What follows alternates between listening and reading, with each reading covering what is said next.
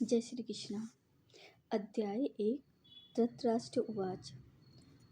धर्मराष्ट्र उवाच। धर्मक्षेत्रे कुरुक्षेत्रे समवेतायुषुत्सवः मामका पांडवा च एव किम अकुर्वत संजय। धृतराष्ट्र ने कहा, हे संजय, धर्मभूमि कुरुक्षेत्र में युद्ध की इच्छा से एकत्रित हुए मेरे तथा पांडव पुत्रों ने क्या किया। तात्पर्य: भागवत गीता एक बहुपठित आस्तिक विज्ञान है जो गीता महात्म्य में सार रूप में दिया हुआ है। इसमें ये उल्लेख एक मनुष्य को चाहिए कि वह श्री कृष्ण की भक्त की सहायता से सर्वेक्षण करते हुए भगवत गीता का अध्ययन करे और स्वार्थ प्रेरित व्याख्याओं के बिना उसे समझने का प्रयास करे। अर्जुन ने जिस प्रकार से साक्षात भगवान कृष्ण से गीता सुनी और उसका उपदेश ग्रहण किया, इस प्रकार की स्पष्ट अनुभूति का उदाहरण भगवत गीता में ही है। यदि उसी गुरु परंपरा से निजी स्वार्थ से प्रेरित हुए बिना किसी को भागवत गीता समझने का सौभाग्य प्राप्त हो तो वह समस्त वैदिक ज्ञान तथा विश्व के समस्त शास्त्रों के अध्ययन को पीछे छोड़ देता है। पाठक को भागवत गीता में न केवल अन्य शास्त्रों की सारी बातें मिलेगी, अपितु ऐसी बातें भी मिलेगी जो अन्यत्र कहीं उपलब्ध नहीं है। यही गीता का विशिष्ट मानदंड है। स्वयं भगवान श्री कृष्ण द्वारा साक्षात उच्चरित होने के कारण ये पूर्ण आस्तिक विज्ञान है। महाभारत में वर्णित धृतराष्ट्र तथा संजय की वार्ता इस महान दर्शन के मूल सिद्धांत का कार्य करती है। माना जाता है कि उस दर्शन की प्रस्तुति कुरुक्षेत्र के युद्ध स्थल में हुई, जो वैदिक युग से पवित्र तीर्थ स्थल रहा है। इसका प्रवचन भगवान द्वारा मानव जाति के पथ प्रदर्शन हेतु तब किया गया जब इस श्लोक में स्वयं उपस्थित थे। धर्म क्षेत्र शब्द सार्थक है क्योंकि कुरुक्षेत्र के युद्ध स्थल में अर्जुन के पक्ष में श्री भगवान स्वयं उपस्थित थे। कौरवों के पिता धृतराष्ट्र अपने पुत्रों के विजय की संभावना के विषय में अत्यधिक संदिग्ध था। अतः इसी संदेह के कारण उन्होंने अपने सचिव से पूछा। उन्होंने क्या किया। वह आश्वस्त था कि उसके पुत्र तथा उसके छोटे भाई पांडु के पुत्र कुरुक्षेत्र की युद्ध भूमि में निर्णयात्मक संग्राम के लिए एकत्रित हुए हैं। फिर भी उसकी जिज्ञासा सार्थक है। वह नहीं चाहता था कि भाइयों में कोई समझौता हो, अतः वह युद्ध भूमि में अपने पुत्रों की नियति के विषय में आश्वस्त होना चाह रहा था। क्योंकि इस युद्ध को कुरुक्षेत्र में लड़ा जाना था, इसका उद्देश्य वेदों में स्वर्ग के निवासियों के लिए भी तीर्थ स्थल के रूप में हुआ है। अतः धृतराष्ट्र अत्यंत भयभीत था कि इस पवित्र स्थल का युद्ध के परिणाम में न जाने कैसा प्रभाव पड़े। उसे भलीभांति ज्ञात है कि इसका प्रभाव अर्जुन तथा पांडु के अन्य पुत्रों पर अत्यंत अनुकूल पड़ेगा, क्योंकि स्वभाव से वे सभी पुण्यात्मा थी। संजय श्री व्यास का शिष्य था, अतः उनकी कृपा से संजय धृतराष्ट्र के कक्ष में बैठे बैठे कुरुक्षेत्र के युद्ध स्थल का दर्शन कर सकता था। इसलिए धृतराष्ट्र ने उससे युद्ध स्थल की स्थिति के विषय में पूछा। पांडव तथा धृतराष्ट्र के पुत्र दोनों ही एक वंश से संबंधित हैं, किंतु यहाँ पर धृतराष्ट्र के वाक्य से उसके मनोभाव प्रकट होते हैं। उसने जानबूझकर अपने पुत्रों को कुरु का और पांडु के पुत्रों को वंश के उत्तराधिकारी से विलग कर दिया। इस तरह पांडु के पुत्रों तथा अपने भतीजों के साथ धृतराष्ट्र की विशिष्ट मन स्थिति समझी जा सकती है। जिस प्रकार धान के खेत से अवांछित पौधों को उखाड़ दिया जाता है, उसी प्रकार इस कथा के प्रारंभ से ही ऐसी आशा की जाती है कि जहाँ धर्म के पिता श्री कृष्ण उपस्थित हो, वहाँ कुरुक्षेत्र रूपी खेत में दुर्योधन आदि धृतराष्ट्र के पुत्र रूपी अवांछित पौधों को समूल नष्ट करके युधिष्ठिर आदि निदान धार्मिक पुरुषों की स्थापना की जाएगी। यहाँ धर्म क्षेत्र तथा कुरुक्षेत्र शब्दों की उनके ऐतिहासिक तथा वैदिक महत्ता के अतिरिक्त यही सार्थकता है। संजय उवाच। दृष्टा तु पांडव अनिकम व्यूढ़ं दुर्योधन तदा आचार्यम् उपसंज्ञं राजा वचनम अब्रवीत। संजय ने कहा, हे राजन, पांडव पुत्रों द्वारा सेना की व्यूह रचना देखकर राजा दुर्योधन अपने गुरु के पास गया और उसने ये शब्द कहे। धृतराष्ट्र जन्म से अंधा था, दुर्भाग्यवश वह आध्यात्मिक दृष्टि से भी वंचित था। वह यह भी जानता था कि उसी के समान उसके पुत्र भी धर्म के मामले में अंधे हैं। उसे विश्वास था कि वे पांडवों के साथ कभी भी समझौता नहीं कर पाएंगे, क्योंकि पांचों पांडव जन्म से पवित्र थे। फिर भी उसे तीर्थ स्थान के प्रभाव के विषय में संदेह था। इसलिए संजय युद्ध भूमि की स्थिति के विषय में उसके प्रश्न के मंतव्य को समझ गया। अतः वह निराश राजा को प्रोत्साहित करना चाह रहा था। उसने उसे विश्वास दिलाया कि उसके पुत्र पवित्र स्थान के प्रभाव में आकर किसी प्रकार का समझौता करने नहीं जा रहे। उसने राजा को बताया कि उसका पुत्र दुर्योधन पांडवों की सेना को देखकर तुरंत अपने सेनापति द्रोणाचार्य को वास्तविक स्थिति से अवगत कराने गया है। यद्यपि दुर्योधन को राजा कहकर संबोधित किया गया है, तो भी स्थिति की गंभीरता के कारण उसे सेनापति के पास जाना पड़ा। अतएव दुर्योधन राजनीतिज्ञ बनने के लिए सर्वदा उपयुक्त था, किंतु जब उसने पांडवों की व्यूह रचना देखी तो उसका ये कूटनीतिक व्यवहार उसके भय को छिपा न पाया। पश्चेताम पांडुपुत्राणाम आचार्य महितम च मुं व्युडाम द्रुपदपुत्रेण तव शिष्येण धीमता। हे आचार्य, पांडुपुत्र की विशाल सेना को देखें, जिसे आपके बुद्धिमान शिष्य द्रुपद के पुत्र ने इतने कौशल से व्यवस्थित किया है।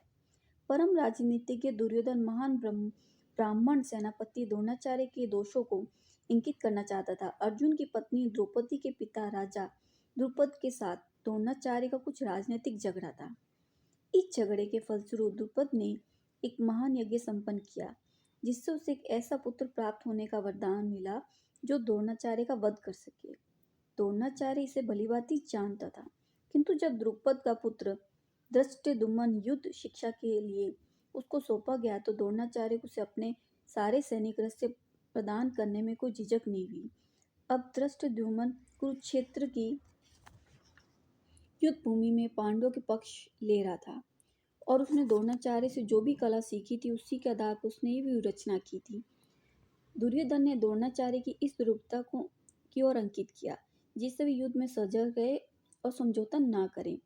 इसके द्वारा वह द्रोणाचार्य को ये बताना चाह रहा था कि कहीं वह अपने प्रिय शिष्य पांडवों के प्रति युद्ध में उदारता ना दिखा बैठे। विशेष रूप से अर्जुन उसका अत्यंत प्रिय व तेजस्वी शिष्य था। दुर्योधन ने यह भी चेतावनी दी कि युद्ध में इस प्रकार की उदारता से हार हो सकती है।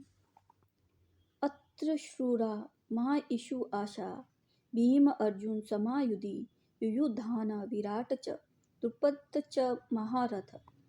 इस सेना में भीम तथा अर्जुन के समान युद्ध करने वाले अनेक वीर धनुधर हैं, यथा महारथी युयुधान, विराट तथा द्रुपद।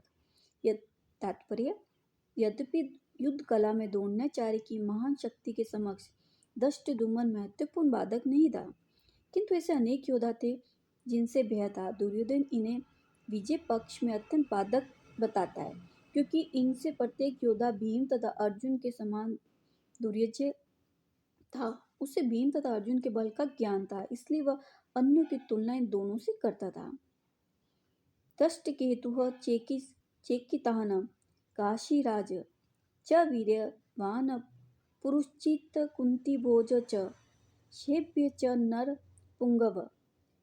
इनके साथ ही दृष्टकेतु, चेकितान, काशीराज, पुरुचित, कुंतीभोज तथा शैब्य जैसे महान शक्तिशाली योद्धा भी हैं। युधामन्यु च विक्रांता उत्तमोचा च वीर्यवान सौभद्र द्रौपद्या च सर्वे एव महारथा। पराक्रमी युधामनु अत्यंत शक्तिशाली उत्तमौजा, सुभद्रा का पुत्र तथा द्रौपदी के पुत्र, ये सभी भी महारथी हैं। अस्माकं तु विशिष्टा ये तान निबोध द्विज उत्तम नायिका मम सैन्यस्य संज्ञार्थं तानब्रवीम ते। किंतु हे ब्राह्मण श्रेष्ठ, आपकी सूचना के लिए मैं अपनी सेना के उन नायकों के विषय में बताना चाहूँगा जो मेरी सेना को संचालित करने में विशेष रूप से निपुण हैं। भवान भीष्म च कर्ण च कृपः च समिति च अश्वत्थामा विकर्ण च सोमदत्ति तथा एव च।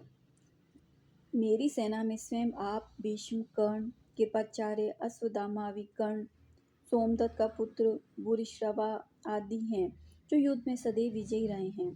तात्पर्य, दुर्योधन उन अद्वितीय युद्धवीरों का उल्लेख करता है जो सदैव विजयी होते रहते हैं। विकर्ण दुर्योधन का भाई है, अश्वत्थामा द्रोणाचार्य का पुत्र है, सोमदत्ति या भूरिश्रवा ब्राह्मणों के राजा का पुत्र है, कर्ण अर्जुन का आधा भाई है, क्योंकि वह कुंती के गर्भ से राजा पांडु के साथ विवाहित होने के पूर्व उत्पन्न हुआ था।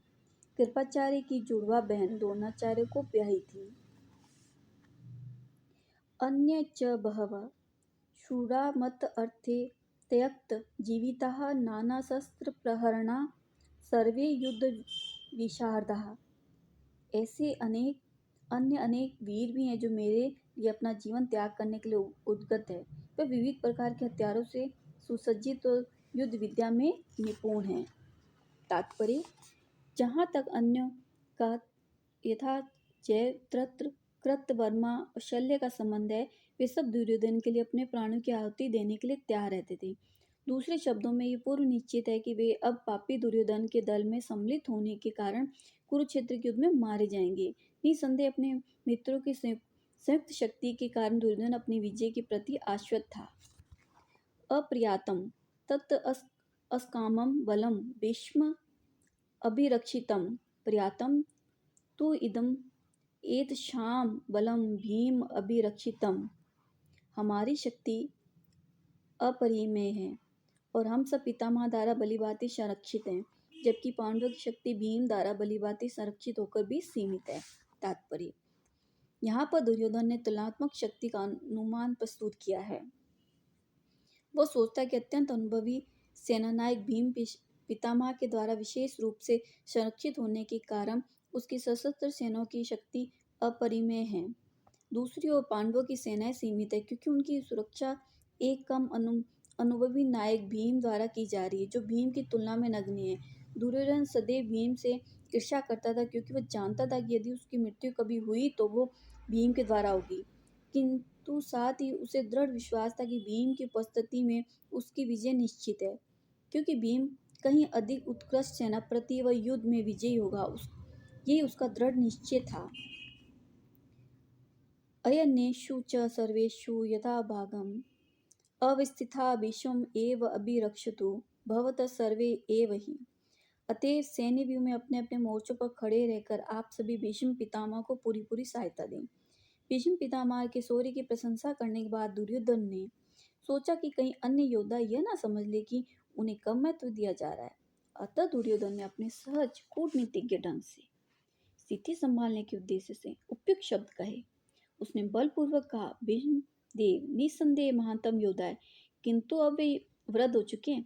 अतः प्रत्येक सैनिक को चाहिए कि चारों ओर से उनकी सुरक्षा का विशेष ध्यान रखे। हो सकता है वे किसी एक दिशा में युद्ध करने में लग जाएं और शत्रु उस व्यस्तता का लाभ उठा ले।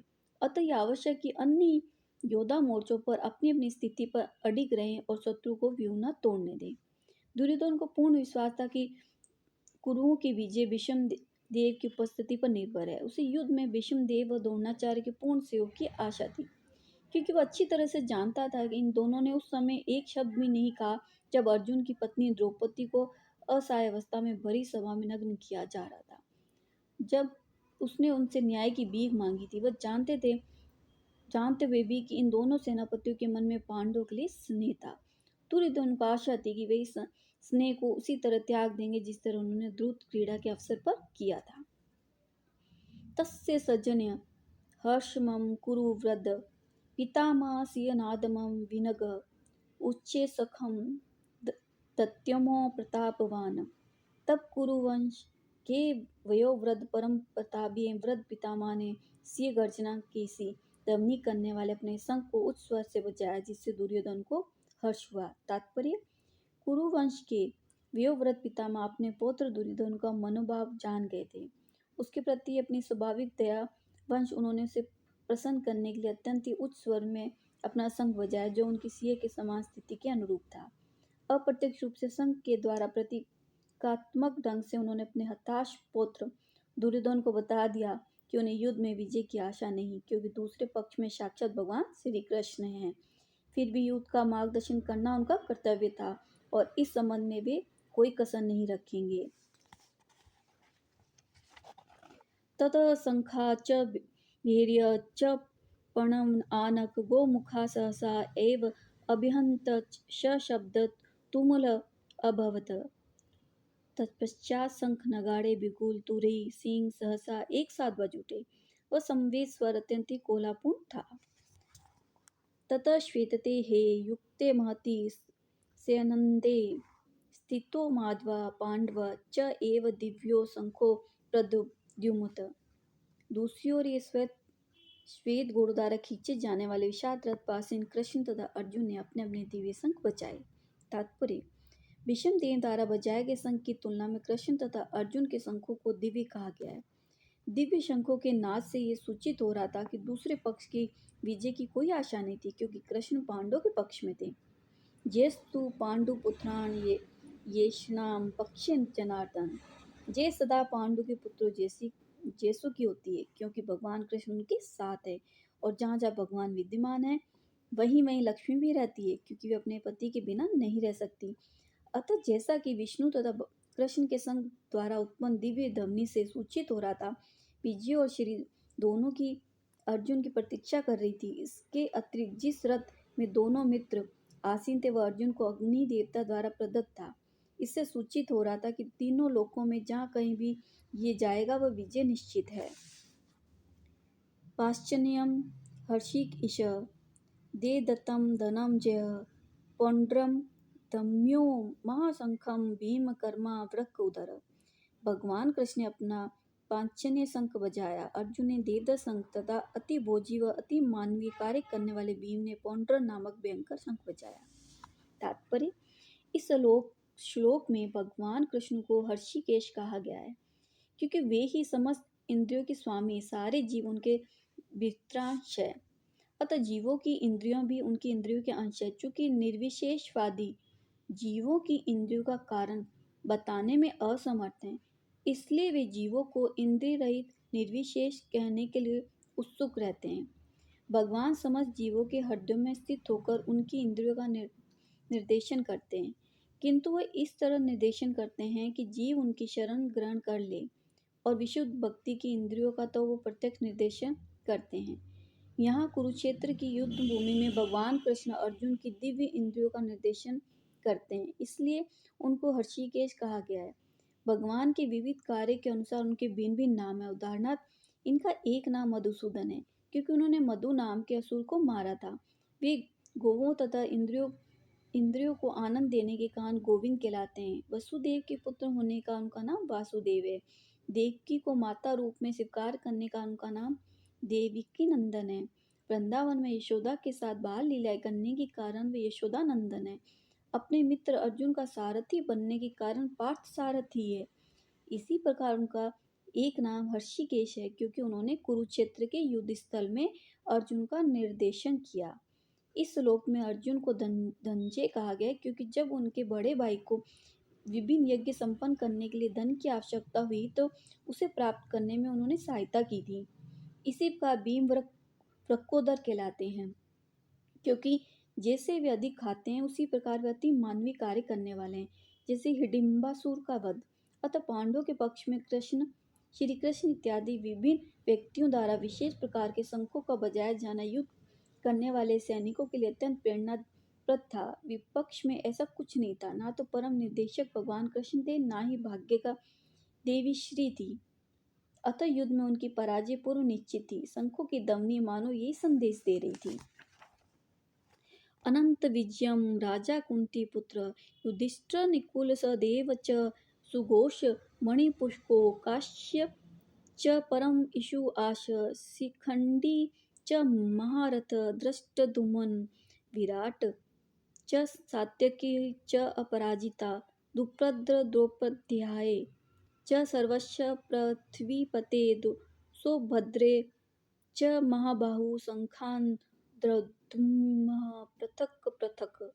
हे राजन, कुंती पुत्र राजा युधिष्ठिर ने अपना अनंत विजय नामक शंख बजाया तथा निकुल और सहदेव ने सुघोष तथा मणिक पुष्पक शंख बजाए। महान धनुर्धर काशीराज परम योद्धा शिखंडी दृष्टिद्युम्न विराट अजय सात्यक दुपद्र द्रौपदी के पुत्र सुभद्रा के महाबाहु पुत्र आदि सबों ने अपने अपने शंख बजाए। तात्पर्य: संजय ने राजा धृतराष्ट्र को अत्यंत चतुराई से यह बताया कि पांडु के पुत्रों को धोखा देने तथा राज्य सिंहासन पर अपने पुत्रों को आसीन कराने की यह अविवेकपूर्ण नीति संलग्न नहीं थी। लक्षणों से पहले से ही सूचित हो रहा था कि इस महायुद्ध में सारा कुरुवंश मारा जाएगा। भीष्म पितामह से लेकर अभिमन्यु तथा अनंत पौत्रों तक विश्व के अनेक देशों के राजाओं समेत उपस्थित सारे के सारे लोगों का विनाश निश्चित था। ये सारी दुर्घटना राजा धृतराष्ट्र के कारण होने जा रही थी, क्योंकि उसने अपने पुत्रों की कुनीति को प्रोत्साहन दिया था। स घोष धृतराष्ट्राणां हृदयानि व्यधारत निभ च पृथिवीं च एव तुमुल अभ्युन्नादन्य। इस विभिन्न शंखों की ध्वनि कोलापूर्ण बन गई, जो आकाश तथा पृथ्वी को शब्दयामन करती हुई धृतराष्ट्र के पुत्रों के हृदयों को विदीर्ण करने लगी। तात्पर्य: जब भीम तथा दुर्योधन के पक्ष के अन्य वीरों ने अपने अपने शंख बजाए तो पांडवों के हृदय विदीर्ण नहीं हुए। ऐसी घटना का वर्णन नहीं मिलता, किंतु इस विशेष श्लोक में कहा गया है कि पांडव पक्ष के शंखानंद से धृतराष्ट्र के पुत्रों के हृदय विदीर्ण हो गए। इसका कारण स्वयं पांडव और भगवान कृष्ण में उनका विश्वास है। परमेश्वर की शरण ग्रहण करने वाले को किसी प्रकार का भय नहीं रह जाता, चाहे वह कितनी ही विपत्ति में क्यों न हो। अतः व्यवेदिस्थान दृष्टा धातराष्ट्राय कपिध्वज प्रवते शस्त्र संपाते धनु उद्गम पांडव हर्षिकेशम तदा वाक्यम इदम आहा महिमते।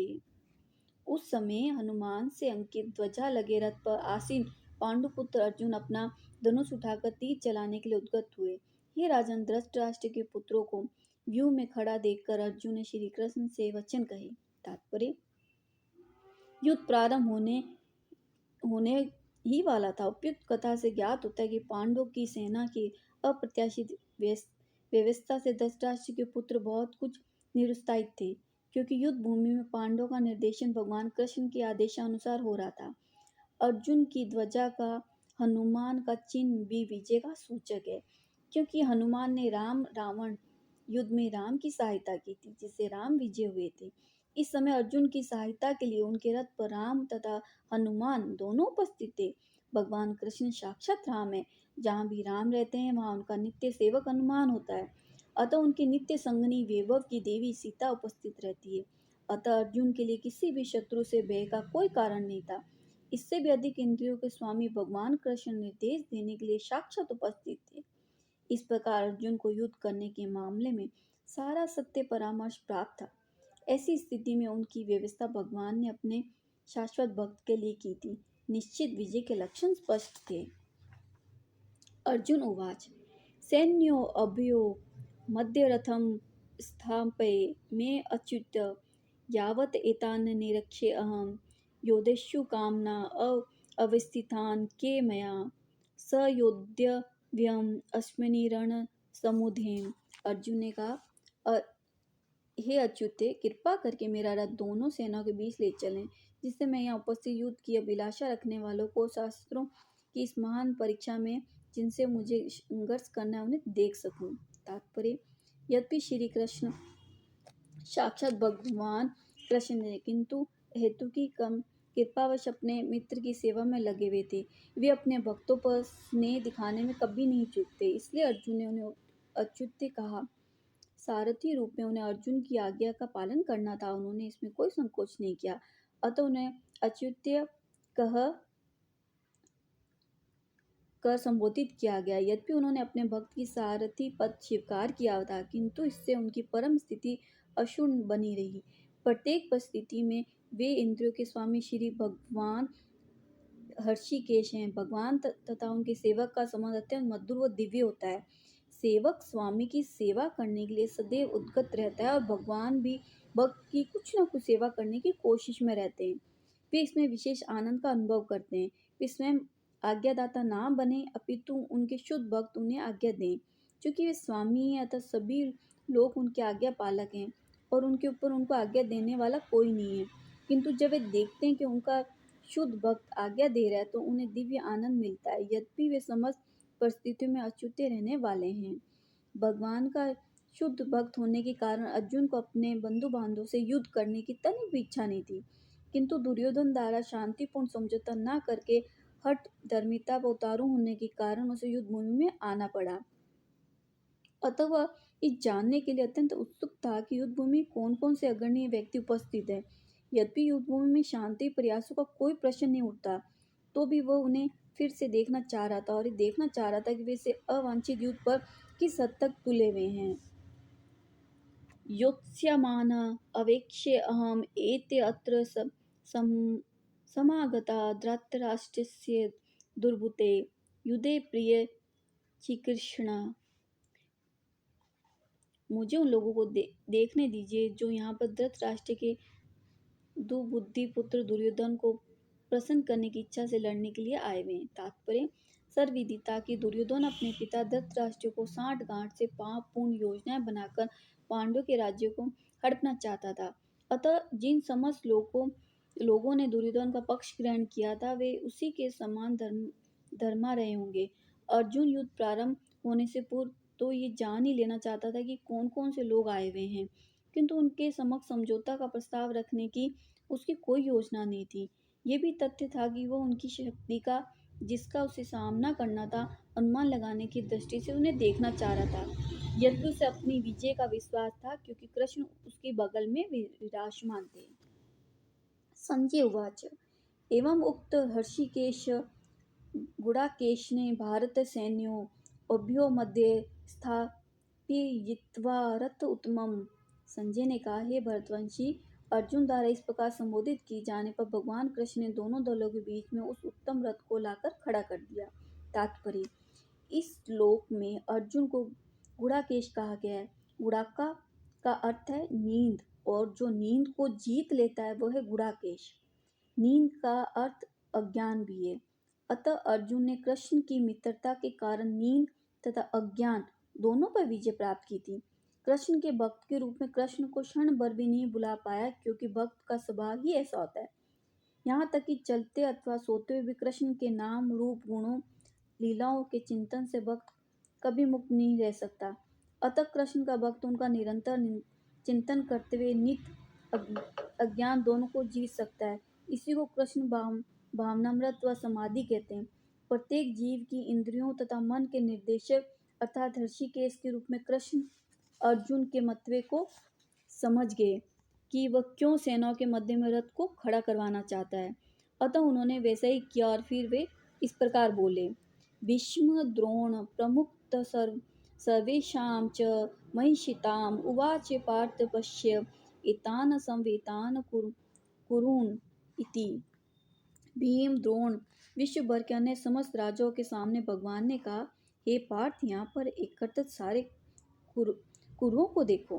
तात्पर्य समस्त जीवों के परमात्मा स्वरूप भगवान कृष्ण ही जानते थे कि अर्जुन के मन में क्या बीत रहा है। अतः प्रसंग में ऋषिकेश शब्द का प्रयोग सूचित करता है। वे सब कुछ जानते थे। इसी प्रकार पार्थ शब्द अथवा प्रथा व कुंती पुत्र भी अर्जुन के लिए उपयुक्त होने के कारण महत्वपूर्ण है। मित्र के रूप में वे अर्जुन को बता देना चाहते थे कि चूंकि अर्जुन उनके पिता वासुदेव की बहन और प्रथा का पुत्र था, इसलिए उन्होंने अर्जुन का सारथी बनना स्वीकार किया था।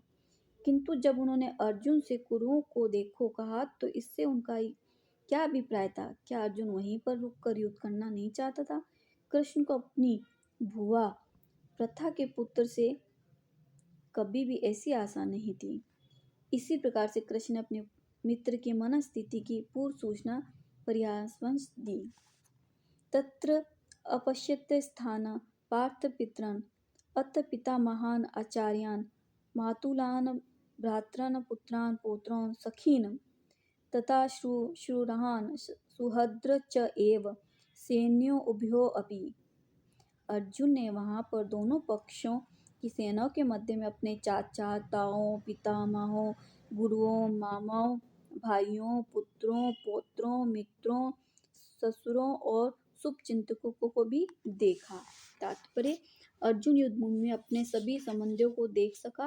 वह अपने पिता के समकालीन भूरिश्रवा जैसे व्यक्तियों, भीष्म तथा सोमदत्त जैसे पितामहों, द्रोणाचार्य व कृपाचार्य जैसे गुरुओं, शल्य व शकुनी जैसे मामाओं, दुर्योधन जैसे भाइयों, लक्ष्मण जैसे पुत्रों, अश्वत्थामा जैसे मित्रों, कृतवर्मा जैसे शुभचिंतकों को देख सका। वह इन सेना को भी देख सका जिनसे उसके अनेक मित्र थे। तान समीक्ष्य स कौन्तेय सर्वान् बन्धून् अविस्थान कृपा पर्या आविश्च विषिधन इदम अब्रवीत। जब कुंती पुत्र अर्जुन ने मित्रों व संबंधियों की इन विभिन्न श्रेणियों को देखा तो वह करुणा से अभिभूत हो गया और इस प्रकार बोला। अर्जुन उवाच दृष्टा इमं स्वजनं कृष्ण युयुत्सुं समुपस्थितं सीदन्ति मम गात्राणि मुखं च परिष्यन्ति। अर्जुन ने कहा, हे कृष्ण, इस प्रकार युद्ध की इच्छा रखने वाले अपने मित्रों तथा संबंधियों को अपने समक्ष उपस्थित देखकर मेरे शरीर के अंग कांप रहे हैं और मेरा मुंह सूखा जा रहा है। तात्पर्य, यथार्थ भक्ति से युक्त मनुष्य में वे सारे सद्गुण रहते हैं जो सत्पुरुषों तथा देवताओं में पाए जाते हैं, जबकि अभक्त अपनी शिक्षा तथा संस्कृति के द्वारा भौतिक योग्यताओं में चाहे कितना भी उन्नत क्यों ना हो, इन ईश्वरीय गुणों से विहीन होता है। अतः सब जनों, मित्रों, संबंधियों को युद्ध भूमि में देखते अर्जुन उन सबों के लिए करुणा से अभिभूत हो गया। उन्होंने परस्पर युद्ध करने का निश्चय किया था। जहाँ तक उसके अपने सैनिकों का संबंध था, वह उनके प्रति भी प्रारंभ से दयालु था, किंतु विपक्षी दल के सैनिकों की आसन्न मृत्यु को देखकर वह उन पर भी दया का अनुभव कर रहा था। और जब वह इस प्रकार सोच रहा था तो उसके अंगों में कंपन होने लगा और मुख सूख गया। उन सबको युद्धमुखी देखकर उसे आश्चर्य भी हुआ। प्राय सारा कुटुंब अर्जुन के संगे संबंधी उससे युद्ध करने आए थे। यद्यपि इसका उल्लेख नहीं है, किंतु वह सहज अनुमान लगाया जा सकता है कि न केवल उसके अंग कांप रहे थे और मुख सूख रहा था, अपितु वह दयावान रुदन भी कर रहा था। अर्जुन में ऐसे लक्षण किसी दुर्बलता के कारण नहीं, अपितु हृदय की कोमलता के कारण थे, जो भगवान के शुद्ध भक्त का लक्षण है। अतः कहा गया है, जो भगवान के प्रति अविचल भक्ति रखता है उसमें देवताओं के सद्गुण पाए जाते हैं, किंतु जो भागवत भक्त नहीं है उसके पास भौतिक योग्यता ही रहती है, जिनका कोई मूल्य नहीं होता। इस कारण यह है कि मानसिक धरातल पर मंडराता रहता है और ज्वलंत माया के द्वारा वशी आकृष्ट होता है। वेपथु च शरीरे में रोमहर्ष च जायते गांडीवं सृष्टे हस्तात् त्वक च एव परिधृतार्ते। मेरा सारा शरीर कांप रहा है, मेरे रोंगटे खड़े हो रहे हैं, मेरा गांडीव धनुष्य मेरे हाथ से सरक रहा है और मेरी त्वचा जल रही है। तात्पर्य, शरीर में दो प्रकार का कंपन होता है और रोंगटे भी दो प्रकार से खड़े होते हैं। ऐसा या तो आध्यात्मिक परमानंद के समय या भौतिक परिस्थितियों में अत्यधिक भय उत्पन्न होने पर होता है। दिव्य साक्षात्कार पर कोई भय नहीं होता है। इस अवस्था में अर्जुन के जो लक्षण है वो भौतिक भय और जीवन की हानि के कारण है। अन्य लक्षणों से भी ये स्पष्ट है कि वह इतना अधीर हो गया है कि उसका विख्यात धनुष गांडीव उसके हाथों से सरक रहा था, उसकी त्वचा में जलन उत्पन्न हो रही थी। ये सब लक्षण के देहात्म बुद्धि से जन्य हैं। न च शक्नोमि अवस्थातुं भ्रमति इव च मे मन निमित्तानि च पश्यामि विपरीतानि केशव।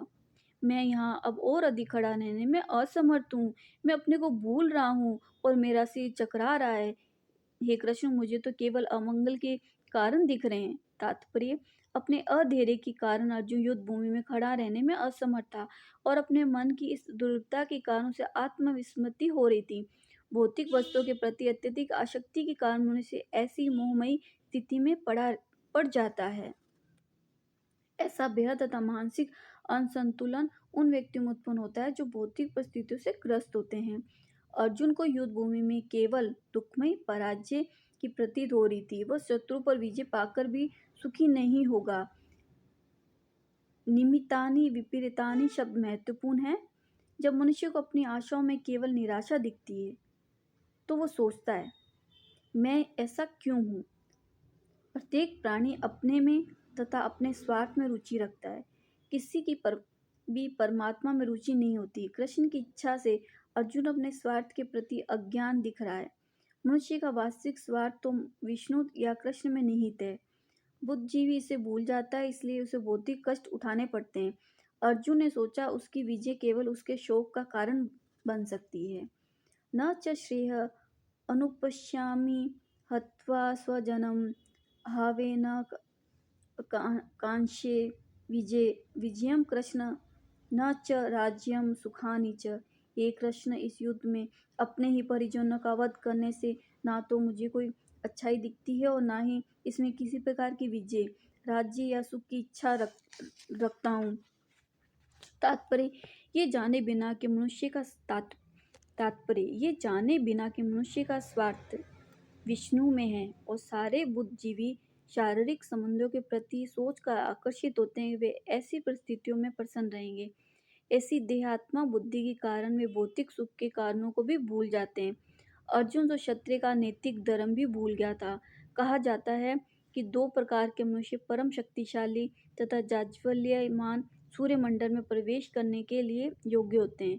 ये है एक तो क्षत्रिय जो कृष्ण की आज्ञा से युद्ध में मरता है, तथा दूसरा सन्यासी जो आध्यात्मिक अनुशीलन में लगा रहता है।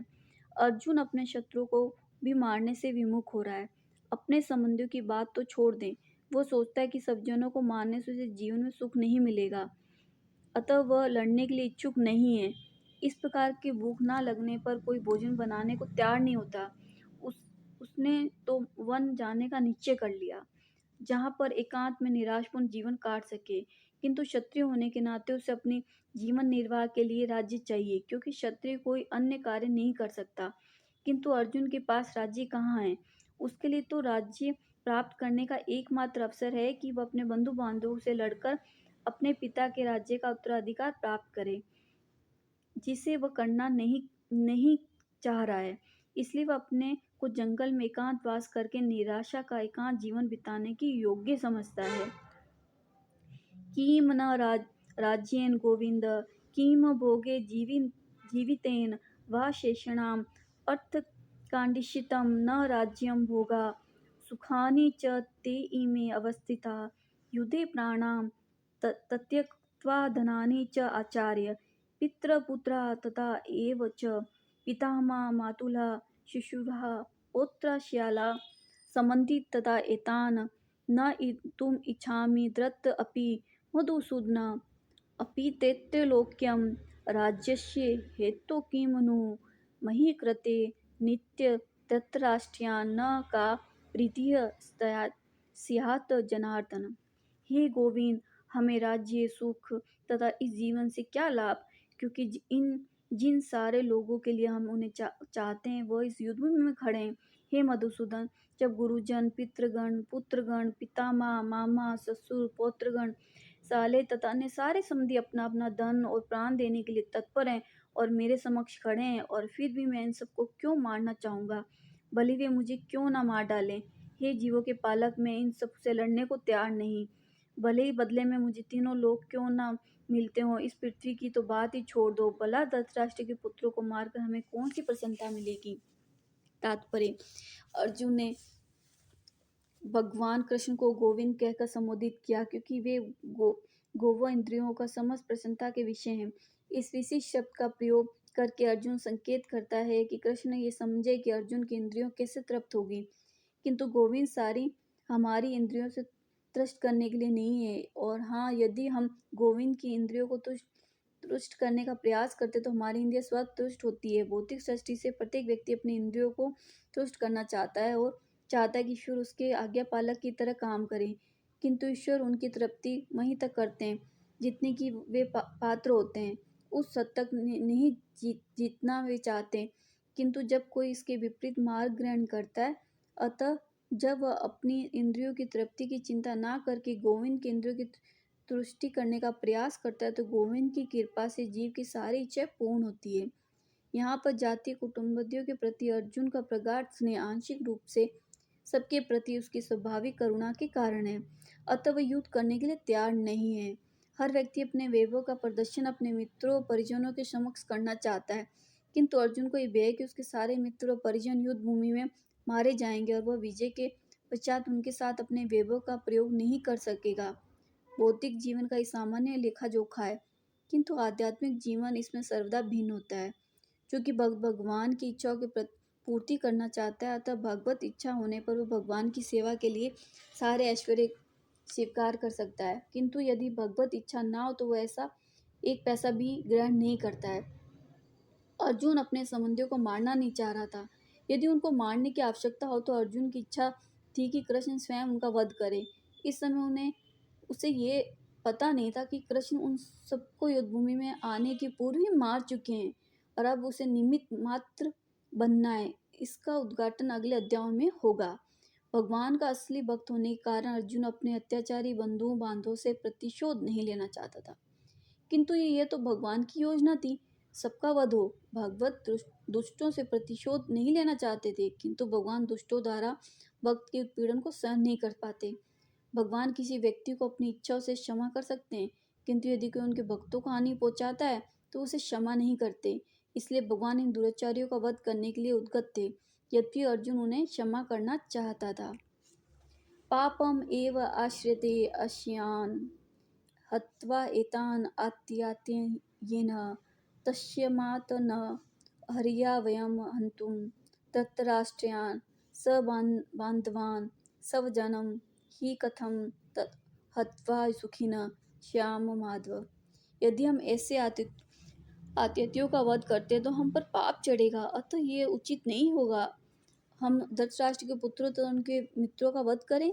यह लक्ष्मीपति कृष्ण, इसमें हमें क्या लाभ होगा और अपने ही कुटुंबियों को मारकर हम किस प्रकार सुखी हो सकते हैं। तात्पर्य, वैदिक आदेशानुसार आतियाई 6 प्रकार के होते हैं।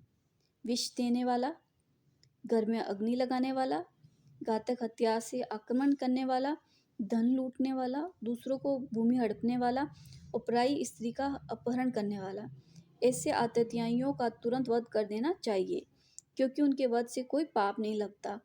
आतताइयों का इस तरह वध करना किसी सामान्य व्यक्ति को शोभा दे सकता है, किंतु अर्जुन कोई सामान्य व्यक्ति नहीं है, वह स्वभाव से साधु है, अतः वो उनके साथ साधुवत व्यवहार करना चाहता है, किंतु इस प्रकार का व्यवहार क्षत्रिय के लिए उपयुक्त नहीं है। यद्यपि राज्य के प्रशासन के लिए उत्तरदायी व्यक्ति को साधु भक्ति का होना चाहिए, प्रकृति का होना चाहिए, किंतु उसे कायर नहीं होना चाहिए। उदाहरणार्थ, भगवान राम इतने साधु थे कि आज भी लोग राम राज्य में रहना चाहते हैं, किंतु उन्होंने कभी कायरता प्रदर्शित नहीं की। रावण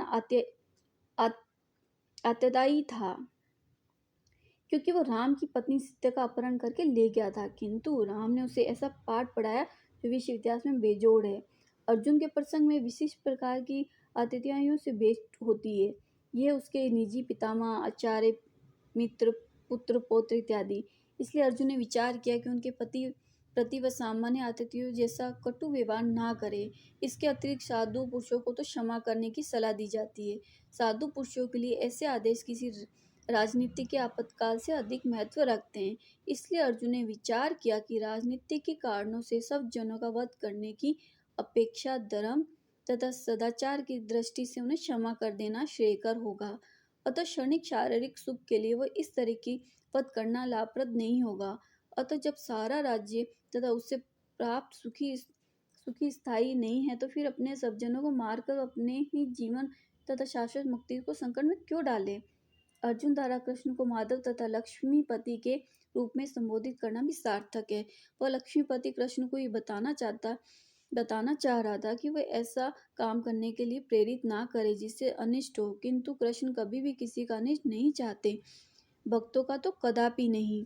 यदि अपि एते पश्यन्ति लोभ अपहत चेतस कुलक्षय कृतं दोषं मित्रद्रोहे च पातकं कथं यज्ञम् अस्त्याम्बि पापात् अस्मात् निर्वितुम कुलक्षय कृतं दोषं पश्यति जनार्थ।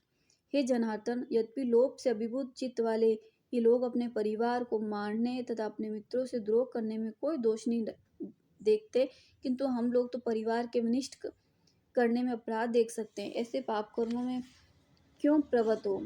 तात्पर्य, क्षत्रिय से आशा नहीं की जाती कि वह अपने विपक्षी दल द्वारा युद्ध करने या जुआ खेलने का आमंत्रण दिए जाने पर मना करे।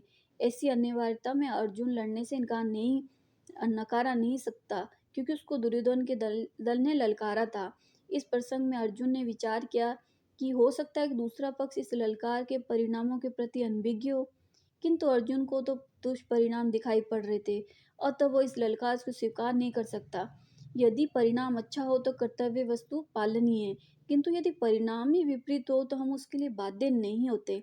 इन पक्ष विपक्ष पर विचार करके अर्जुन ने युद्ध ना करने का निश्चय किया। कुलशे प्रणश्यन्ति कुलधर्मा सनातना धर्मे निष्ठे कुलम कृतस्यम् अधर्म अभिभवति उत। कुल का नाश होने पर सनातन कुल परंपरा नष्ट हो जाती है और इस तरह शेष कुल में भी अधर्म में प्रवृत्त हो जाता है।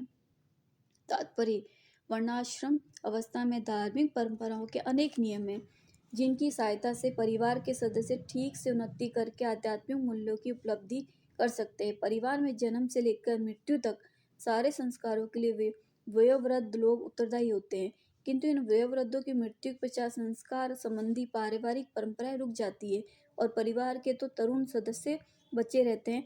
वे अधर्ममय व्यसनों में प्रवृत्त होने से मुक्ति लाभ से वंचित रह सकते हैं।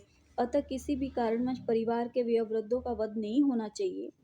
अधर्म अभिभवात् कृष्ण प्रदुष्यन्ति कुल कुल स्त्रीषु तुष्टाशु वर्णस्य वर्णे जायते वर्णशंकर। हे कृष्ण, जब कुल में अधर्म प्रमुख हो जाता है तो कुल की स्त्रियां दूषित हो जाती है। स्त्रीत्व के पतन से ये वृष्णिवंशी अवांछित संतानें उत्पन्न होती है। तात्पर्य: जीवन में शांति, सुख व आध्यात्मिक उन्नति का मुख्य सिद्धांत मानव समाज में अच्छी संतान का होना है।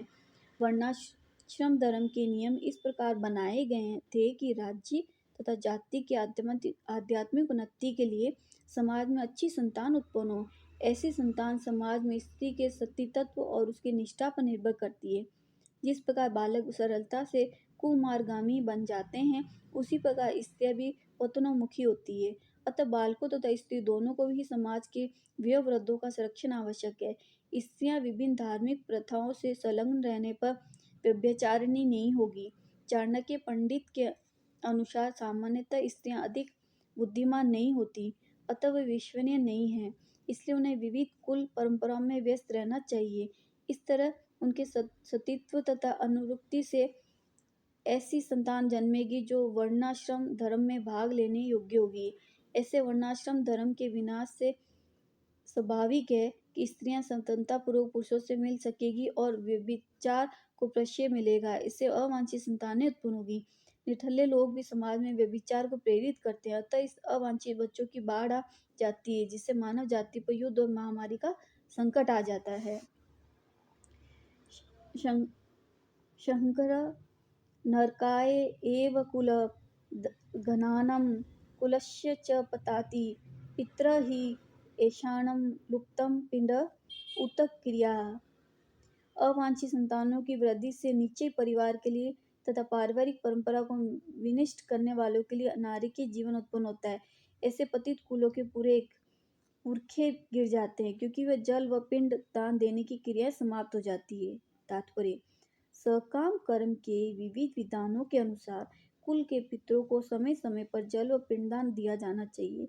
ये दान विष्णु पूजा द्वारा किया जाता है, क्योंकि विष्णु को अर्पित भोजन के उच्छिष्ट भाग प्रसाद को खाने से सारे पाप कर्मों से उद्धार हो जाता है।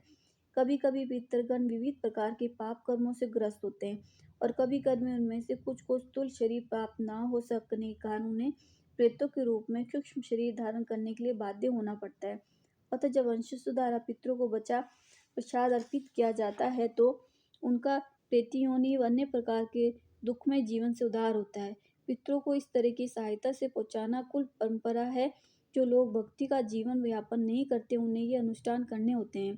केवल भक्ति करने से मनुष्य सैकड़ों या हजारों पितरों को ऐसे संकटों से उबार सकता है। भागवत में कहा गया है, देवर्षि भूतांग तृप्तनशा पितॄणां न किक्रो नाण्यमणि च राचना सर्वत्माना य शरणं शरण्यं गतो मुकुंद परिहत्रे कीर्तम। जो पुरुष अन्य समस्त कर्तव्यों को त्याग कर मुक्ति के दाता मुकुंद के चरण कमलों की शरण ग्रहण करता है, इस पद पर गंभीरतापूर्वक चलता है, वह देवताओं, मुनियों, सामान्य जीवों, सज्जनों, मनुष्यों, पितरों के प्रति अपने कर्तव्य तथा ऋण से मुक्त हो जाता है। श्री भगवान की सेवा करने से ऐसे दायित्व अपने आप पूरे हो जाते हैं। दोषे एते कुलघानां वर्णशंकरकारके उत्सागन्ते जाति धर्मा कुल धर्मा च शाश्वताः। जो लोग कुल परंपरा को विनष्ट करते हैं, इस तरह अवांछित संतानों को जन्म देते हैं, उनके दुष्कर्मों से समस्त प्रकार की सामुदायिक योजनाएं तथा पारिवारिक कल्याणम कार्य विनिष्ट हो जाते हैं। तात्पर्य सनातन धर्म व वर्णाश्रम धर्म द्वारा निर्धारित मानव समाज के चारों वर्णों के लिए सामुदायिक योजनाएं तथा पारिवारिक कल्याण कार्य इसलिए नियोजित हैं कि मनुष्य चरम मोक्ष प्राप्त कर सके। अतः समाज के अनुत्तरायी नायकों द्वारा सनातन धर्म परंपरा के विखंडन से उस समाज में अवस्था फैलती है। फलस्वरूप लोग जीवन के उद्देश्य विष्णु को भूल जाते हैं। ऐसे नायक अंधे कहलाते हैं और जो लोग इनका अनुगमन करते हैं वे निश्चित ही कुव्यवस्था की ओर अग्रसर होते हैं। उत्सन्य कुल धर्माणां मनुष्याणां जनार्दन नरके नियतं वास भवति इति अनुशुश्रुम। हे प्रजापालक कृष्ण, मैंने गुरु परंपरा से सुना है, जो लोग कुल धर्म का विनाश करते हैं वे सदैव नरक में वास करते हैं। तात्पर्य अर्जुन अपने तर्कों को अपने निजी अनुभव पर न आधारित करके आचार्यों से जो सुन रहा है उसी पर आधारित करता है। वास्तविक ज्ञान प्राप्त करने की यही विधि है। जिस व्यक्ति ने पहले से ज्ञान प्राप्त कर रखा है उस व्यक्ति की सहायता के बिना कोई भी वास्तविक ज्ञान तक नहीं पहुंच सकता। वर्णाश्रम धर्म की एक पद्धति के अनुसार मृत्यु के पूर्व मनुष्य को पाप कर्मों के लिए प्रायश्चित करना होता है। जो पापात्मा है उसे विधि का अवश्य उपयोग करना चाहिए। ऐसे किए बिना मनुष्य निश्चित रूप से नरक भेजा जाएगा, जहाँ उसे अपने पाप कर्मों के लिए कष्ट में जीवन बिताना होगा। ओहो बत महत पापमं कुर्तुमं वयवशिता वयं यत् राज्य सुख लोभेन हंतुमं सब जन्म उगता। हो कितने आश्चर्य की बात है, हम सब धनजने पाप कर्म करने के लिए उगत हो रहे हैं। राज सुख भोगने की इच्छा से प्रेरित होकर हम अपने ही संबंधियों को मारने पर तुले हैं। तात्पर्य स्वार्थ के विषीभूत होकर मनुष्य अपने सगे भाई माँ बाप के वध जैसे पाप कर्मों से प्रवृत्त हो सकता है। विश्व के इतिहास में से अनेक उदाहरण मिलते हैं, किंतु भगवान का साधु भक्त होने के कारण अर्जुन सदाचार के प्रति जागरूक है, अतः उन्हें ऐसे कार्य से बचने का प्रयत्न करता है। यदि माम अप्रतीकारं सशस्त्रं शरणं प्राणेय धृतराष्ट्रानने हनियो तत् मे क्षेमतरस भवते। यदि शस्त्रधारी धृतराष्ट्र के पुत्र मुझ निहत्थे तथा रणभूमि में प्रतिरोध न करने वाले को मारे तो यह मेरे लिए श्रेयकर होगा। तात्पर्य शत्रुओं के युद्ध नियमों के अनुसार ऐसी प्रथा है कि निहत्थे तथा विमुख शत्रु पर आक्रमण न किया जाए, किंतु अर्जुन ने निश्चय किया कि शत्रु भले ही इस विषय अवस्था में उस पर आक्रमण कर दे, किंतु वह युद्ध नहीं करेगा। उसने इस पर विचार नहीं किया दूसरा दल युद्ध के लिए कितना उगत है। इन सब लक्षणों का कारण उसकी दयार्द्रता है, जो भगवान के महान भक्त होने के कारण उत्पन्न हुई है। संजय उवाच एवं उक्त्वा अर्जुन संकहे रथ उपस्थिते उपाविशत विसर्ज्य शरणमं चापमं शोक सविग्रमानस। संजय ने कहा, युद्ध भूमि में इस प्रकार कहकर अर्जुन ने अपना धनुष तथा बाण एक ओर रख दिया और शोक संतप्त चित्त से रथ के आसन पर बैठ गया। तात्पर्य अपने शत्रु की स्थिति का अवलोकन करते समय अर्जुन रथ पर खड़ा हो गया था, किंतु वह शोक से इतना संतप्त हो गया कि अपना धनुष बाण एक ओर रख कर रथ के आसन पर पुनः बैठ गया। ऐसा दयालु तथा कोमल हृदय व्यक्ति जो भगवान की सेवा में रत हो, आत्मज्ञान प्राप्त करने के योग्य है। इस प्रकार भागवत गीता के प्रथम अध्याय कुरुक्षेत्र के युद्ध स्थल में सैन्य निरीक्षण का भक्ति वेदांत तात्पर्य पूर्ण हुआ। जय श्री कृष्ण।